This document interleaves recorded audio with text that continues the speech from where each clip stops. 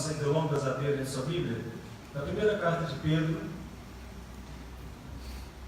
Nós estamos trabalhando essa primeira carta, uma carta belíssima.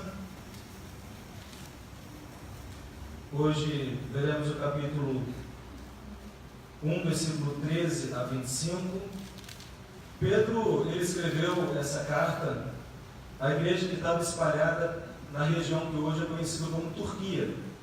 Quando você pega lá o mapa mundo, você pode identificar ali a atual Turquia.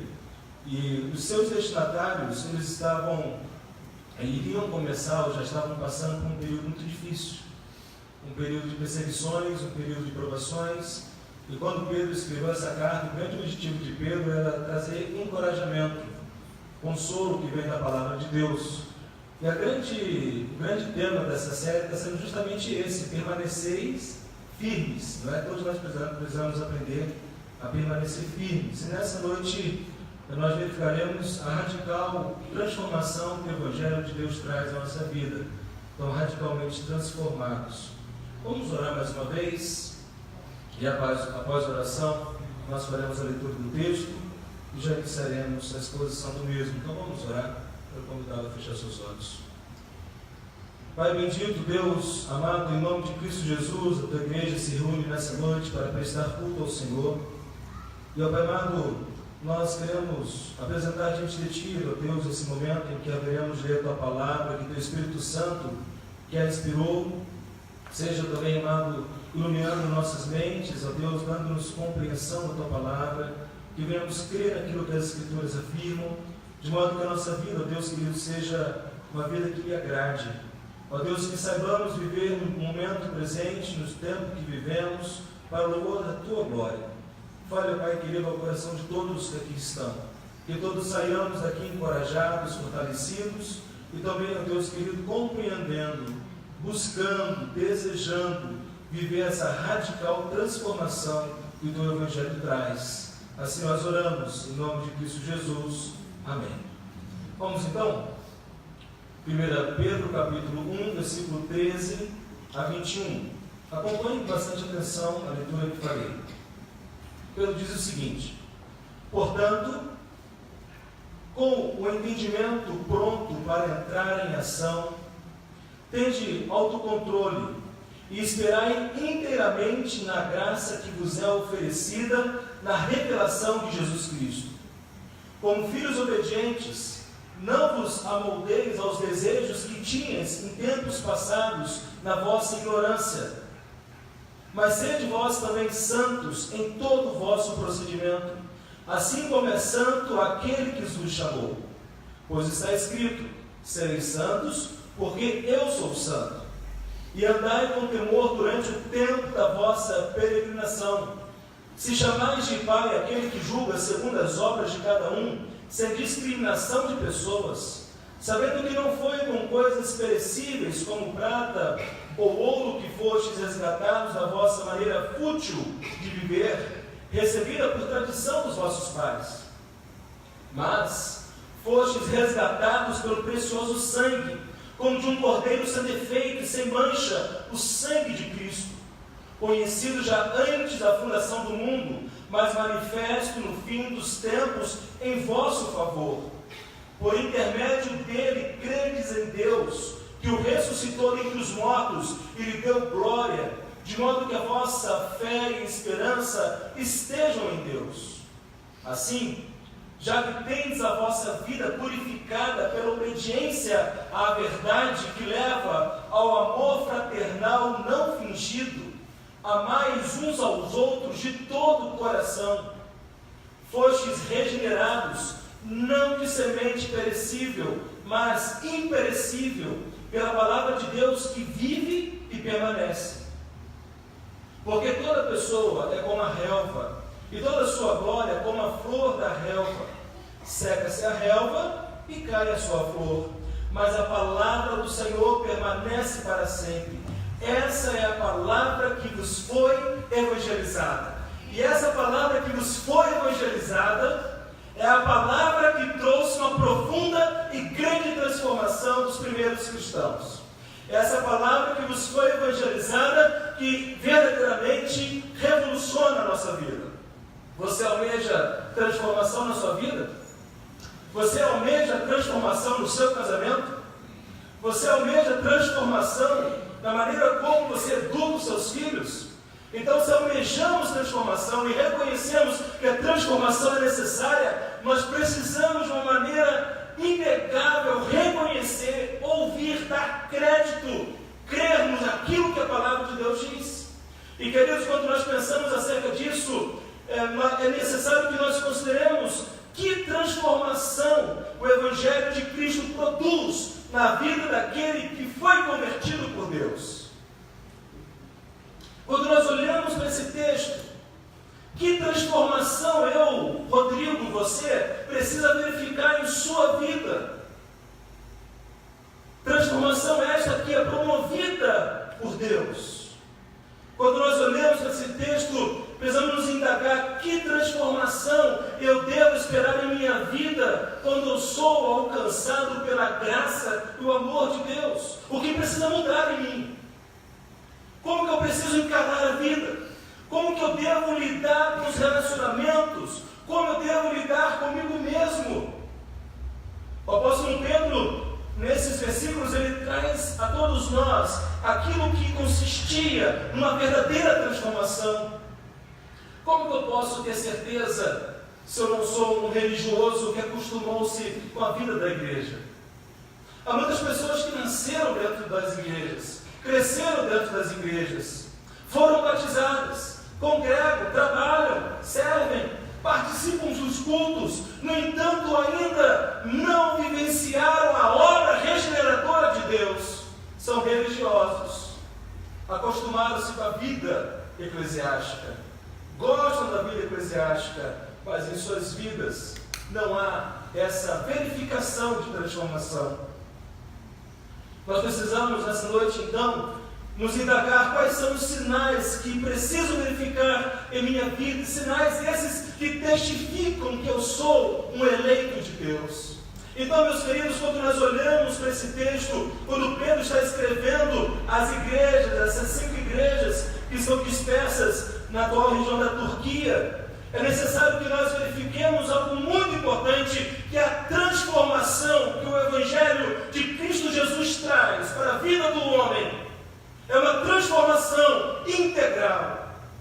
O Evangelho de Deus não é Evangelho, eu vou usar uma expressão muito coloquial, muito chula, meia boca. A transformação que o Evangelho de Deus promove em nossas vidas não é uma transformação 30%, 5%, 80%, mas a transformação que Deus promove em nossas vidas, ela é uma transformação integral. Quando nós olhamos para esse texto, verificaremos que o verdadeiro cristão, ele vive no dia a dia uma radical transformação no modo de pensar, no modo de sentir, no modo de agir. Pedro trabalha isso com muita clareza nesse texto, vamos verificar isso. O que precisamos nessa noite parar e pensar? Pensando nesse encorajamento, pensando nesse consolo, pensando nesse chamado de Pedro a que permanecessem firmes, verificarmos que se verdadeiramente existe uma transformação integral em minha vida, a radical transformação que provém não da nossa força, irmãos. Quantas vezes nós queremos mudança em nossas vidas, mas buscamos mudança pelos nossos próprios méritos, buscamos mudança pela nossa própria diligência, pela nossa própria capacidade, pelo nosso próprio entusiasmo, e quando buscamos mudanças baseadas em nós mesmos, até conseguimos por um período, até conseguimos nos produzir, até conseguimos aparentar que houve uma mudança, mas essa mudança ela não é consistente, ela não é perpétua. Ela é uma mudança transitória, uma mudança que não provém da graça de Deus. Então, quando nós falamos dessa radical transformação que o Evangelho de Deus promove, é uma transformação que provém da graça de Deus, que nos capacita e nos faz esperar na graça, e nós confiamos nessa graça salvadora, outorgada pelo Deus Trino. Então, o que eu preciso compreender é que quando verdadeiramente eu fui alcançado por Deus, por sua graça, quando verdadeiramente verdadeiramente eu fui regenerado por Deus, eu nasci de novo, quando verdadeiramente o Espírito de Deus me convenceu do meu pecado, justiça e juízo, quando verdadeiramente eu coloquei a minha esperança, eu dei crédito à obra e à pessoa de Jesus, reconhecendo como Senhor de minha vida, eu não tenho dúvidas alguma, mesmo que em alguns momentos eu escorregue, como a Raquel falou na sua ministração, eu não tenho dúvida alguma que Deus me dará graça para permanecer e para continuar. Irmãos, isso é maravilhoso, porque todos nós necessitamos dessa graça capacitadora, dessa graça que nos conduz. Então, o verdadeiro cristão depende da graça de Deus. O verdadeiro cristão, ele está fundamentado nessa graça que é fundamental para ele. Nós veremos que ao longo desse texto, Pedro, ele vai nos mostrar algo que é imprescindível para, de fato, vivenciarmos essa transformação no dia a dia, que provém da graça, é obediência. Nós verificaremos o quanto que Pedro nos apresenta que a obediência à palavra de Deus, ela ocupa um lugar central para o cristão crescer na graça de Deus. Ou seja, como eu sei se eu tenho experimentado dessa graça?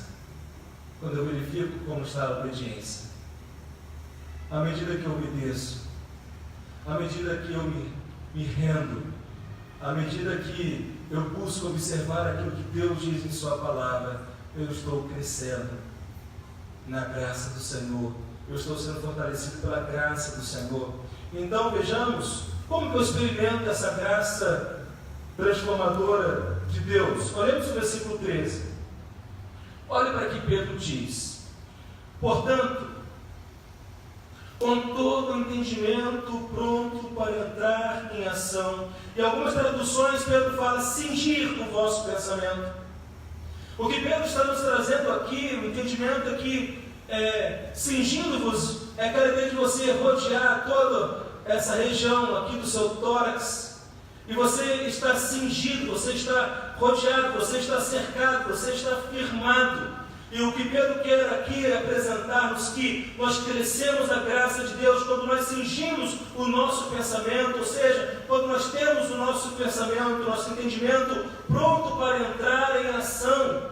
Isso é exatamente a ideia de que é necessário que nós, com entendimento, tiremos da nossa mente qualquer coisa que nos atrapalhe a ter uma vida santa. Como que eu vivo uma verdadeira transformação na minha vida? Quando eu estou com o meu pensamento, quando eu estou cingido em minha mente da palavra de Deus, cercado pela palavra de Deus, e a palavra de Deus, ela faz com que na minha mente não haja pensamento, não haja desejo, não haja busca por aquilo que me conduzirá a uma vida de prática de pecados. É necessário, meus irmãos, que nós experimentemos a graça de Deus, e a graça de Deus é experimentada quando nós tiramos da nossa mente qualquer coisa que nos atrapalhe a ter uma vida sã. O que hoje está lhe atrapalhando a ter uma vida sã? O que hoje lhe atrapalha a ter uma maior intimidade com Deus, na sua vida pessoal, no seu casamento, na sua vida familiar, na sua vida com seus irmãos em Cristo? O que hoje lhe atrapalha a ter uma vida de intimidade com Deus, com aqueles com os quais você se relaciona? Pedro continua dizendo, ele diz: tende autocontrole e esperai inteiramente na graça que vos é oferecida na revelação de Jesus Cristo. Justamente nesse anseio, nessa espera, nessa confiança, nessa determinação de que a graça de Deus ela é suficiente. A graça de Deus que já se manifestou salvadora, ela me capacita e me conduz até o momento em que será plenamente consumada a obra da salvação. Vejamos o versículo 14, Pedro continua. Pedro nos diz assim: como filhos obedientes, não vos amoldeis aos desejos que tinhais em tempos passados na vossa ignorância. Como que eu posso experimentar transformação na minha vida? Primeiramente é cingindo o pensamento, e em segundo lugar não vos amoldeis às paixões mundanas. Não dá Não dá, queridos, para experimentarmos essa graça capacitadora se nós permanecermos de uma maneira determinada a uma vida de pecados e erros diante de Deus. Não dá para vivermos essa transformação integral se nós permanecermos com a nossa vida comprometida aos velhos pecados do passado. Quando Cristo Jesus te alcançou, quando você reconheceu o seu pecado diante de Deus, quando o teu coração foi convertido ao Senhor, você sabe quais pecados lhes eram domésticos. Você conhece a sua vida pregressa, você conhece a sua vida antes de reconhecer Jesus como Senhor e Salvador. Quantas vezes aqueles velhos pecados, aqueles velhos costumes permanecem em nosso coração e nossa mente e precisamos nos despir de cada um deles. Vamos olhar rapidamente alguns textos. Quero convidá-los a lermos e vejamos o que Paulo nos diz. Concordante a isso que Pedro está falando lá em Colossenses. Vejamos a orientação do apóstolo Paulo.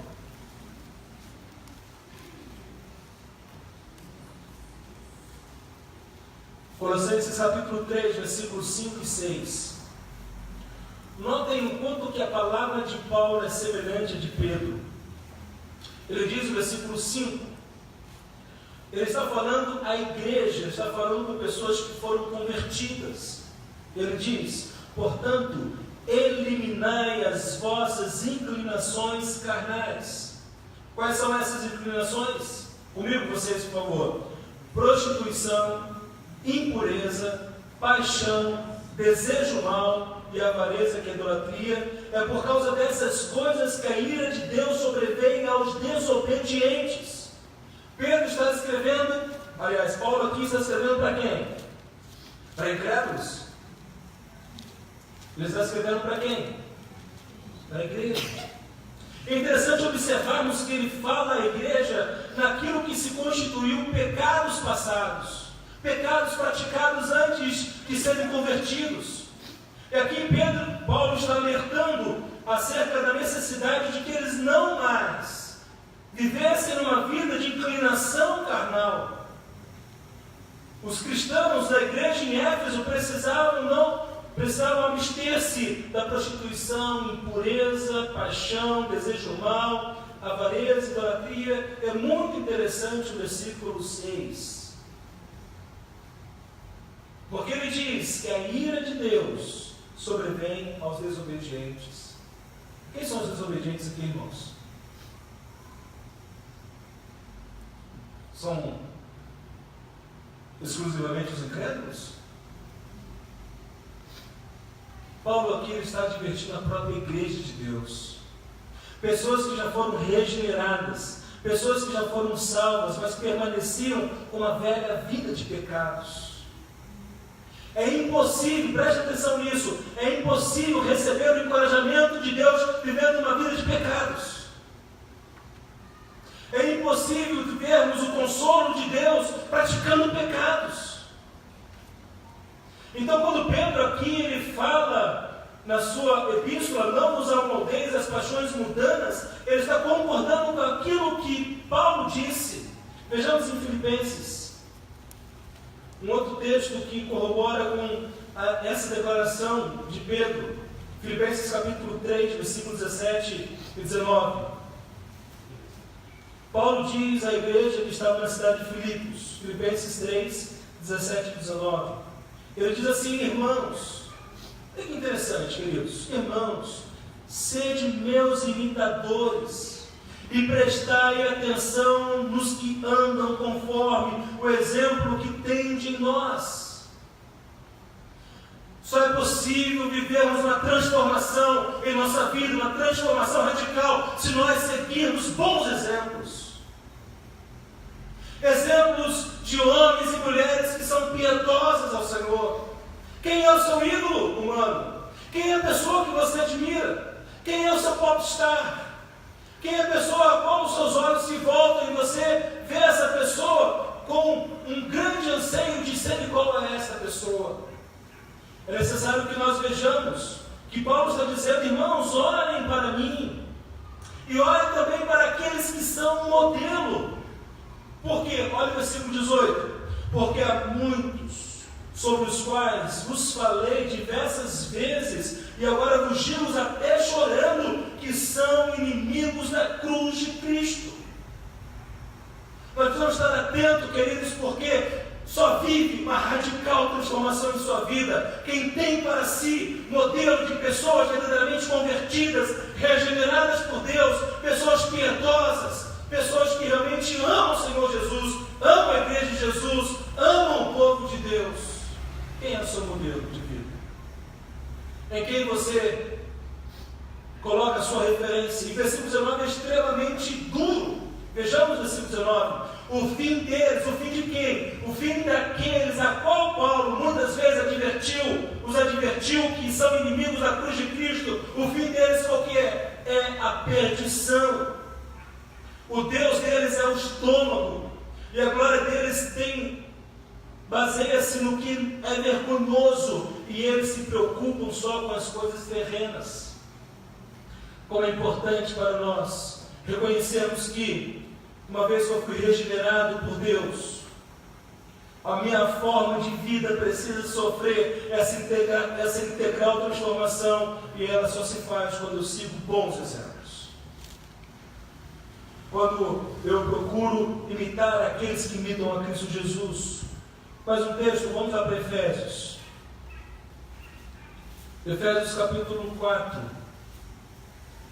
versículo 17 a 20.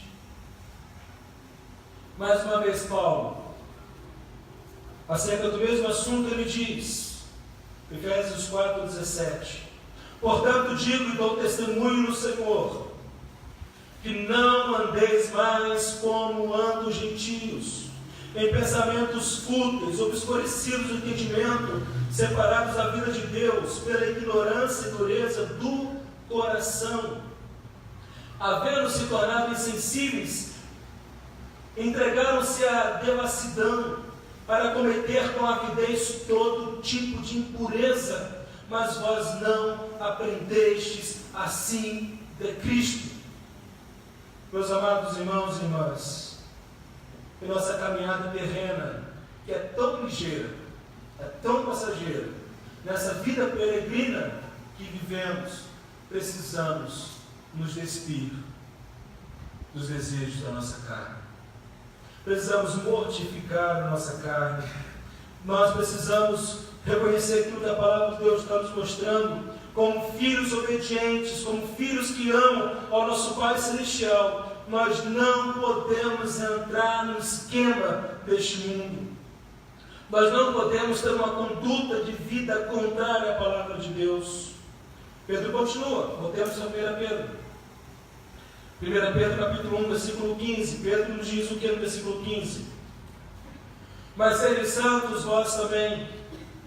Mas sede vós também santos em todo o vosso procedimento, assim como é santo aquele que vos chamou.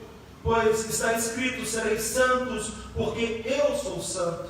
E aqui então, Pedro, ele faz esse desfecho inicial, apresentando-nos que o nosso pensamento cingido, olhando para a graça, reconhecendo a graça, dependendo da palavra de Deus, não nos amoldando às paixões mundanas, nós precisamos o quê? Tornar-nos santos em todo o nosso procedimento.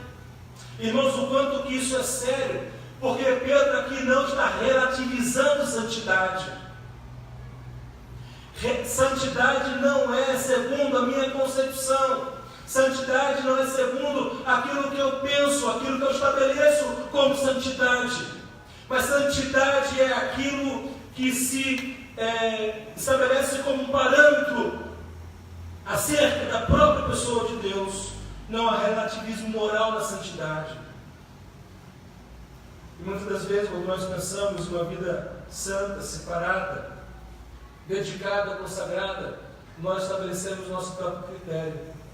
E quantas vezes nos nivelamos por baixo, não é? Nós nos nivelamos, sempre aquele que vai estar um degrau abaixo do nosso, em termos de obediência. Precisamos estar atentos a isso, porque o modelo que Pedro está nos apresentando de santidade é o próprio Deus. O modelo de santidade que a igreja de Cristo Jesus tem que ter como parâmetro é a própria pessoa de Deus. E lembremos que quando Isaías ele reconheceu e viu Deus, no ano que morreu o rei Uzias, ele declarou: Santo, Santo. Os serafins declararam: Santo, Santo, Santo é o Senhor dos exércitos. Meus amados irmãos e irmãs, precisamos compreender que Deus convoca o seu povo a ser santo como Ele é santo. Diga aí. Conseguiremos isso pela nossa própria força, irmãos? Jamais. Conseguiremos isso pela nossa própria obstinação? Jamais. Conseguiremos pela graça, ou somente pela graça, que nos salva, que nos educa, que nos capacita. E como é bom sabermos que Deus não pede de nós aquilo que é impossível. Deus ele pede aquilo que é possível. E termos uma vida santa é possível porque é o próprio Deus que nos capacita. Nós podemos sim ter como parâmetro a própria pessoa de Deus. E agora pense uma coisa muito importante: como eu sei se eu estou buscando uma vida de santidade? Como eu posso, numa autoavaliação, avaliar se eu estou realmente, não somente desejando, mas buscando isso?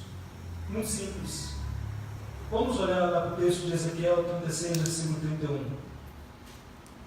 O que disse o profeta Ezequiel após a obra da regeneração que o Espírito de Deus faz? Como eu sei se eu estou caminhando de maneira correta e aprovada por Deus?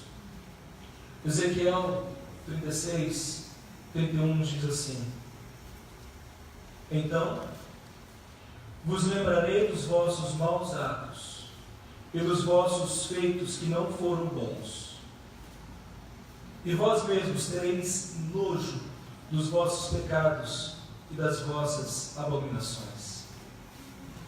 Amados irmãos, o como que isso é importante, porque é possível perceber se estamos agradando a Deus. Não é possível uma pessoa que está buscando intimidade, uma vida santa, uma vida separada, dedicada, consagrada a Deus em tudo quanto ela faz, ser santo no local de trabalho, ser santo no relacionamento com os amigos, ser santo no jogo de futebol. Não santista, né? Ser santo em nossa caminhada cristã, ser santo na vida familiar. Como que eu posso verificar se eu tenho crescido em santidade? É se eu sinto nojo do pecado. Se eu, quando me lembro da minha vida pregressa, eu me enojo. Não dá para pensarmos nossa vida de erros com alegria, irmãos. Não dá para nos alegrarmos com os nossos erros. Não é possível para aquele que foi regenerado por Deus ter prazer no pecado. E o pecado, ele tem uma promessa.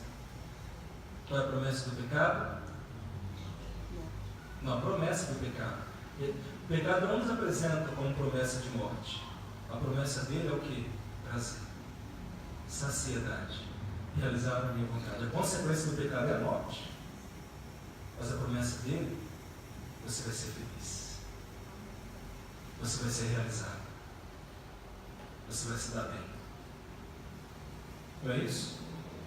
Então, quando Pedro aqui nos traz esse ensino, mostra-nos que essa radical transformação que o Evangelho de Deus proporciona à nossa vida, ela sim é marcada por uma atitude, por passos, por uma postura de vida daquele que se torna, que busca viver uma vida de santidade em todo o procedimento. E Pedro continua. Vejamos agora, voltemos a 1 Pedro, capítulo 1, versículo 17. Pedro diz o quê? E andai com temor durante o tempo da vossa peregrinação.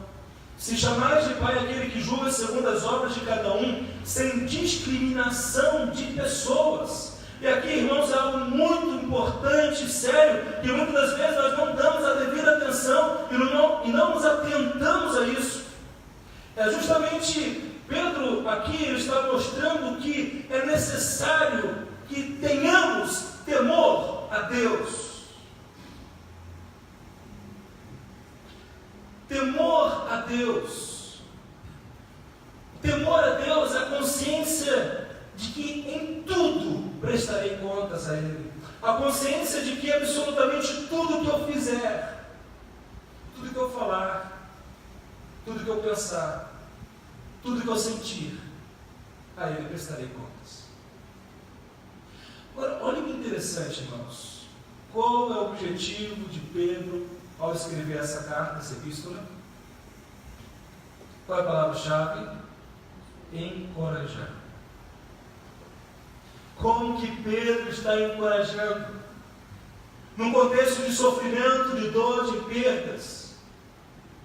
Como Pedro está encorajando, ele encoraja, mostrando que um verdadeiro discípulo de Jesus é aquele que viveu uma radical transformação em sua vida, uma radical transformação na maneira de pensar, na maneira de sentir, na maneira de agir. E essa radical transformação, ela é evidenciada numa vida de temor a Deus. Eu tenho plena consciência que vou prestar contas a Deus. Por isso eu não haverei de defraudar o meu próximo. Eu não ficarei com um troco a mais que recebi no mercado. Eu não vou no meu local de trabalho denegrir o meu colega. É ter temor a Deus. Eu serei honesto em minhas transações. Eu serei honesto em meus julgamentos. Eu serei correto com o meu trabalho. Isso tudo tem a ver com temor a Deus. Você sabia disso? Às vezes nós pensamos que a nossa vida com Deus, ou o nosso relacionamento com Ele, está restrito a essas quatro paredes. O que eu faço lá fora não importa. A maneira como eu vivo lá fora não interfere. E é absolutamente o contrário disso.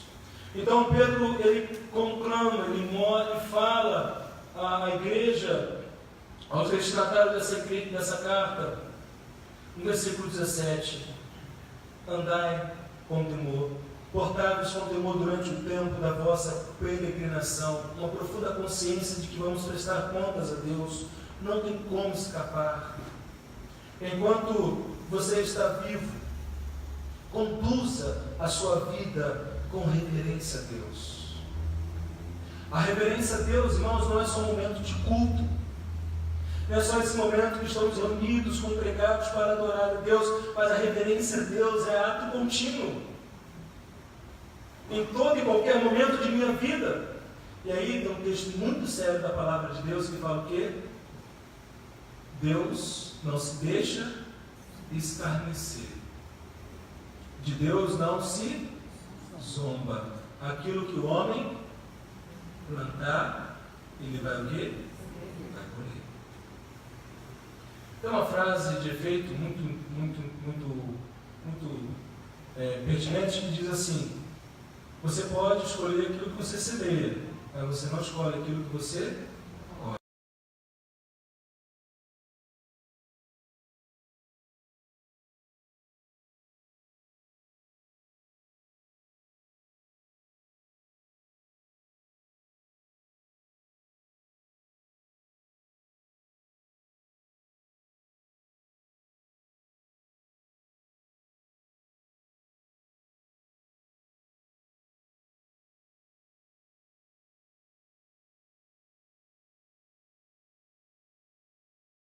A nossa vida passa ligeiro. E o versículo 18, Pedro diz o quê? Sabendo que não foi com coisas perecíveis, como prata ou ouro, que fostes resgatados da vossa maneira fútil de viver, recebida por tradição dos vossos pais, mas fostes resgatados pelo precioso sangue, como de um cordeiro sem defeito e sem mancha, o sangue de Cristo, conhecido já antes da fundação do mundo, mas manifestado no fim dos tempos em vosso favor. Por intermédio dele, credes em Deus, que o ressuscitou dentre os mortos e lhe deu glória, de modo que a vossa fé e esperança estejam em Deus. E aqui então Pedro nos traz algo extremamente importante, que resulta, que é resultado dessa transformação. Exatamente, irmãos, reconhecer o alto preço que foi pago. O alto preço que foi pago, esse preço não é o preço pago por prata nem por ouro, é o preço que foi o próprio sangue de Jesus, a sua vida. Aqui há toda uma linguagem do Antigo Testamento em termos de sacrifício do Cordeiro, sem mácula, sem pecado, sendo derramado em nosso favor. Eu tenho certeza, amados irmãos, quando nós paramos em nossa vida e consideramos a verdade do Evangelho, de que Cristo Jesus, Ele pagou o preço, Ele sofreu as nossas dores. Quando nós paramos e reconhecemos aquilo que diz o profeta Isaías, no capítulo 53, Cristo se fez maldito em nosso lugar. As nossas enfermidades, o pecado, a injustiça, todo o mal que vivemos, sofremos, todo o mal que cometemos, tudo foi posto em Cristo Jesus. Será que temos consciência desse alto preço que foi pago?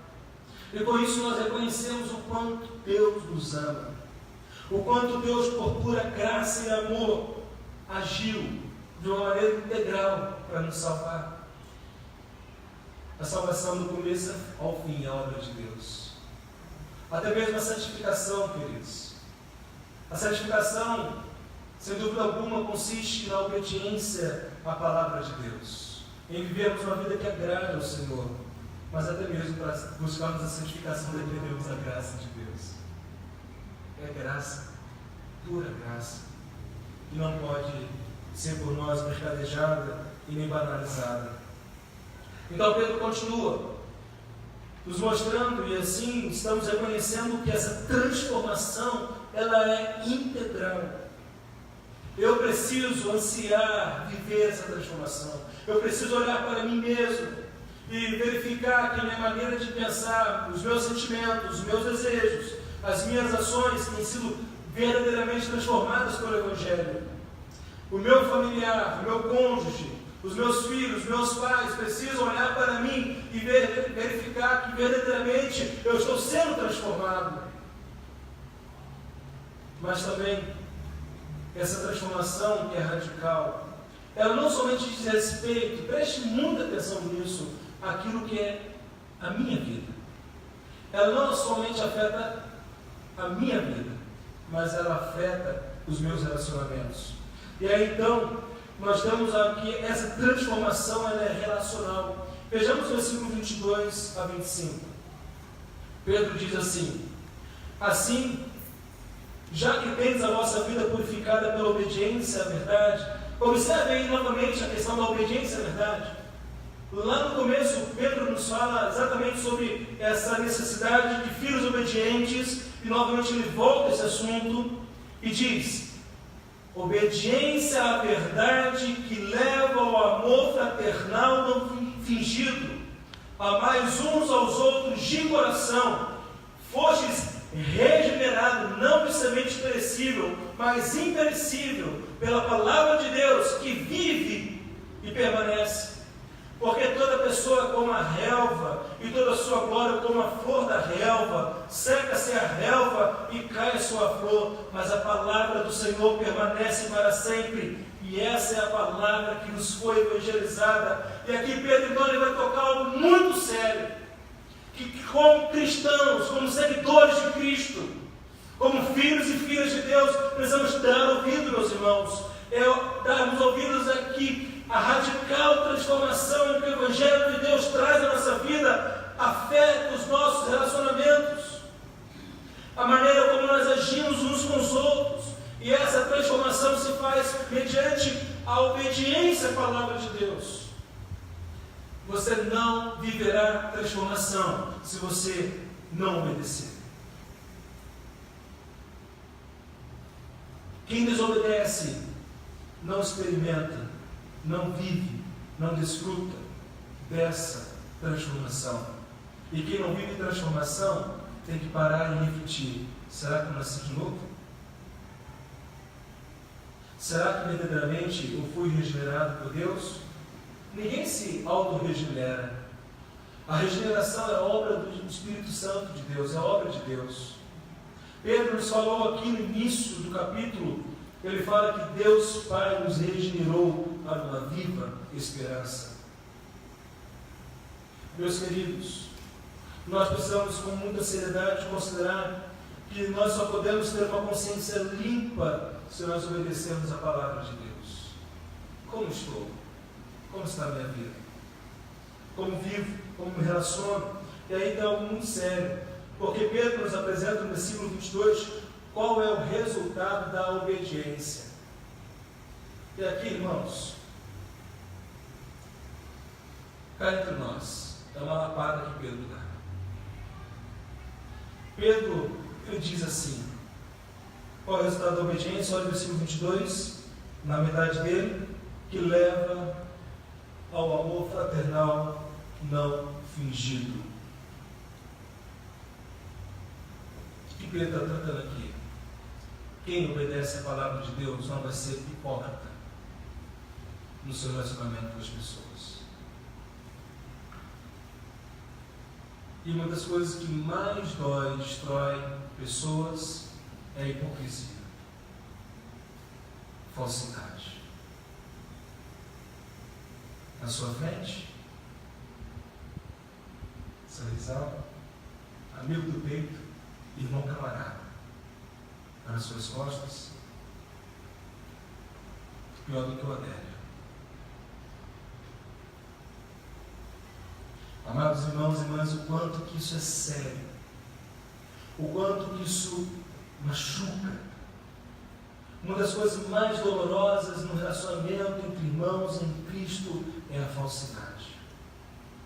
O que Pedro está tratando aqui é justamente acerca deste assunto. Pedro está dizendo: quem é regenerado, quem obedece à palavra de Deus, não ama hipocritamente, não é falso com seus irmãos. Meus queridos, mas não podemos ser uma igreja que desconsidera, que não dê atenção à palavra de Deus. E aqui Pedro está nos mostrando que essa radical transformação consiste em termos uma vida íntegra, honesta uns com os outros, sermos verdadeiros. E Paulo já nos falou, falar a verdade em amor. É preciso que nós, à medida que reconhecemos a verdade da palavra de Deus, olhemos para nós mesmos e vejamos: como que estou nesse quesito? Estou agindo com falsidade? Na frente, paz e amor, né? Por trás, ele não. É importante, irmãos, pensarmos nisso. E Pedro então nos mostra, na continuação, no versículo 23 a 25, que nós fomos justamente regenerados mediante a pregação da palavra. E aqui é algo muito lindo e belo que precisamos dar atenção. Antes disso, ele fala um pouco mais, eu pulei. Ele fala assim no finalzinho: amai uns aos outros de todo o coração. E esse amar uns aos outros de todo o coração é exatamente o que? Ardentemente. Esse ardentemente no grego, no original, é a ideia de perseverança. É a ideia de perseverarmos. O que isso quer dizer, irmãos? O que Pedro pode estar sugerindo aqui? Pode ser que em alguns momentos os nossos relacionamentos eles sejam manchados pela falsidade. Mas se porventura houve falsidade, é preciso que haja o quê? Arrependimento. Se houve falsidade, é preciso o quê? Pedir perdão. E então, o relacionamento agora não é mais um relacionamento de falsidade, mas é um relacionamento autêntico. É um relacionamento baseado na verdade. Por isso que ele, por 2 vezes, ele fala: pela obediência à verdade que leva ao amor fraternal não fingido, a ideia aqui de hipocrisia. Amai uns aos outros de todo o coração. Amai uns aos outros ardentemente. Amai uns aos outros com perseverança. Elimine do vosso meio a falsidade. Então ele continua 23 a 25, nos mostrando que nós fomos regenerados mediante a pregação da palavra. E aqui faz um contraste muito lindo. Olha o contraste que Pedro está fazendo. Ele diz: queridos, vocês foram regenerados, vocês nasceram de novo, mediante a pregação da palavra de Deus, a pregação do Evangelho de Deus. E a fé vem pelo ouvir a palavra de Cristo. O quanto é gostoso ouvirmos isso, porque a nossa igreja está firmada nessa verdade, nós não largamos o pé disso, nós não arredamos disso. Somos comprometidos com essa doutrina, anunciamos o Evangelho da salvação, não nos amoldamos aos modismos, aos mundanismos eclesiásticos do nosso tempo, permanecemos o que? Numa postura inabalável, naquilo que a palavra de Deus diz, convictos, certos de que aqueles a quem Deus elegeu, Ele trará, mediante a nossa vida de testemunho cristão diário lá fora, mediante a nossa vida de amor uns aos outros, como que a igreja em Atos crescia, como que Deus acrescentava. E a igreja tinha tuque, né? Era isso? Não. E a igreja tinha um culto da libertação, era isso? Não. Perseverava na doutrina dos apóstolos. Havia temor em cada alma, em cada coração. Tinham tudo em comum. Exatamente o que Pedro está mostrando. Uma igreja que vive essas verdades. Uma igreja que está pautada na palavra de Deus. Deus, Ele vai acrescentando dia a dia aqueles que vão ser salvos. Não é uma busca frenética, desesperada, enlouquecida, como se dependesse de nós. Mas é uma busca por amor, mediante a ordem de Jesus de fazermos discípulos e de testemunharmos a todos indistintamente. De modo que estes que nos conhecem, convivem conosco, olham para nossas vidas e veem em nós a marca de Cristo Jesus. Vem em nós uma cosmovisão diferente. Vem em nós o pensar, sentir e agir que eles não conhecem, eles não desfrutam. É aqueles a quem Deus escolheu. Os seus corações serão movidos, serão atraídos a Cristo Jesus. Como isso é gostoso. Como é bom termos segurança disso. Então Pedro fala: fostes regenerados. Ele diz: não de semente perecível, mas imperecível, pela palavra de Deus que vive e permanece. É então interessante que nesse contraste aqui agora, Pedro está nos apresentando que aquele que nasceu de novo, nasceu mediante a pregação da palavra de Deus. E este que nasceu de novo nunca mais morrerá. Não há morte para aquele que nasceu de novo. Ele tem a absoluta segurança da vida eterna. Não há condenação para aquele que nasceu de novo. Os seus pecados foram perfeitamente justificados.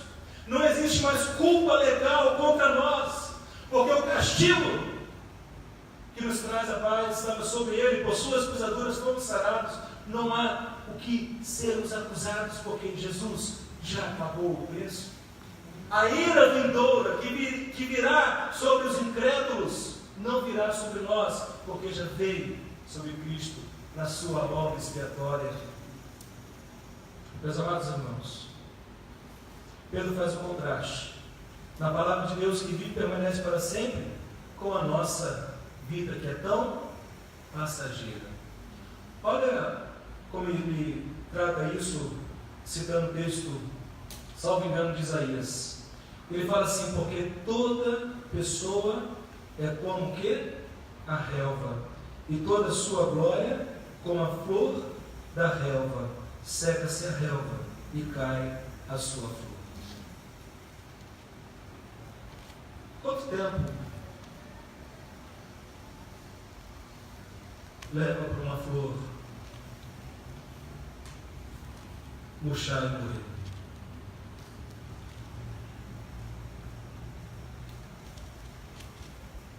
Quanto tempo de vida nós teremos?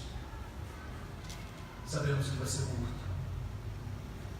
Bem-aventurado aquele que chega a 100 anos, não é? Isso é a realidade.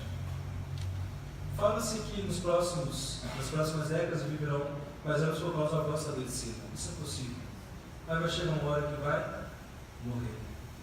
Olhemos lá para o Antigo Testamento, Gênesis, capítulo 6, capítulo 5, 6, mostra a genealogia. Pessoas que viveram quantos anos? 970 anos. E depois morreu. Viveu 910 anos, porque agora não foram datas exatas. E morreu. Olha a ironia do texto bíblico. Viveu 800 e poucos anos e morreu. Viveu 500 e poucos anos e morreu. Qual é o fim do homem? A morte. Cumpriu Deus aquilo que Ele falou para Adão. No dia que dela comer, certamente morrerás. Nós estamos aqui de passagem, irmãos. Onde você tem colocado o tesouro de sua vida? Em que você tem investido a sua vida? Versículo 25 fala o quê? Mas a palavra do Senhor permanece para sempre. E essa é a palavra que vos foi evangelizada. Como é gostoso, como é bom colocarmos a nossa esperança, a nossa confiança, a nossa fé na palavra de Deus. Eu sei que chegará o dia da minha morte, da sua morte, mas se você colocar sua esperança em Cristo Jesus, você certamente passará da morte para a vida. Então, no tempo de nossa peregrinação, devemos manifestar a radical transformação que o Evangelho de Cristo trouxe à nossa vida. Vive intensamente a sua vida, curta a sua vida, faça aquilo que o teu coração deseja. É isso? Vive intensamente para a glória de Deus. Curta os propósitos de Deus. Vive intensamente para o louvor e glória daquele que te salvou, daquele que te remiu, daquele que te dá vida. Que você seja bênção nas mãos de Deus. Que você seja bênção no seu local de trabalho. Que através de sua vida, de seu testemunho, de suas palavras, de suas ações, aqueles que te conhecem venham reconhecer Jesus Cristo. Porque, meus irmãos, não há propósito mais belo na nossa vida do que vivermos para a glória do nosso Senhor. Ou seja, a radical transformação, radicalmente transformados, são aqueles que estão ouvindo a palavra de Deus, aqueles que obedecem a palavra de Deus. É uma transformação que provém da graça de Deus e é operada pela obediência à palavra de Deus. Uma radical transformação, ela é integral, que alcança, que muda o nosso modo de pensar, o nosso modo de sentir, o nosso modo de agir. Antes de conhecer o Evangelho, de conhecer Cristo Jesus, eu acreditava em tantas mentiras. Acreditava que o divórcio era a solução de uma crise no casamento. Acreditava que não importa valores morais, as minhas escolhas, elas eram baseadas naquilo que eu sentia. Quantas coisas precisam ser mudadas? Uma transformação radical, ela também é uma transformação relacional que nos ensina a amar sem falsidade nossos irmãos. Meu querido irmão, minha querida irmã, que você, em nome de Jesus, possa dar ouvido a essa palavra.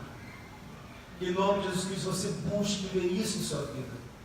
É aqueles que relacionam contigo, vejam transformação acontecendo de verdade, para a glória de Deus. E também para que aqueles que Deus há de acrescentar estejam conosco, juntos glorificando o Senhor. Amém? Vamos orar? Quero convidá-lo, coloque-se em pé, nós vamos orar. Quero orar pela sua vida, quero orar por você, apresentando a Deus. E quando eu estiver orando, ore também comigo, apresente a Deus aquilo que você reconhece que essa transformação está tão distante. Se você tem pecados contra Deus, se tem vivido uma vida de falsidade, de mentiras, peça perdão a Deus. Se você tem vivido um casamento ruim, se você não tem sido um bom cônjuge, um bom pai, um bom filho, peça perdão a Deus. Ao longo dessa carta, Pedro vai entrar nessa questão. Então, que possamos, irmãos, realmente desejar e buscar essa transformação mediante a obediência à palavra. Vamos orar. Deus bendito, nosso Pai amado, nós glorificamos, te exaltamos essa noite tão preciosa e especial que Tu concedes a cada um de nós. Reconhecemos, ó Deus, que a Tua palavra ela é viva e permanece para sempre. Nós louvamos, ó Deus, pela obra que Tu realizaste para nos salvar. Nós reconhecemos, ó Deus querido, que não temos mérito algum. É absolutamente por Tua grande graça.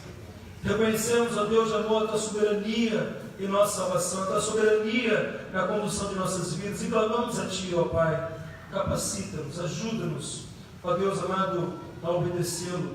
Ó Deus amado, que nós tenhamos realmente a alegria de viver para o louvor da Tua glória. E possamos, no breve tempo de vida que temos nessa terra, ó Deus, sermos o bom perfume de Cristo. Possamos, ó Deus, verdadeiramente fazer a diferença em nosso meio. As pessoas com as quais nos relacionamos, com as quais lidamos no dia a dia, possam, ó Deus, também serem atraídas a Cristo Jesus, assim como fomos, e vivermos, ó Deus, um grande e profundo avivamento que somente o Senhor faz. Ó Pai, converta o coração da Tua igreja a Ti, e nós nos converteremos a Ti. Traga-nos, ó Pai, aos Teus caminhos de santidade e retidão para o louvor da Tua glória, assim que nós oramos, e lhe bendizemos e agradecemos, em nome de Jesus. Amém. Amém, meus irmãos? Amém. Vamos louvar o Senhor.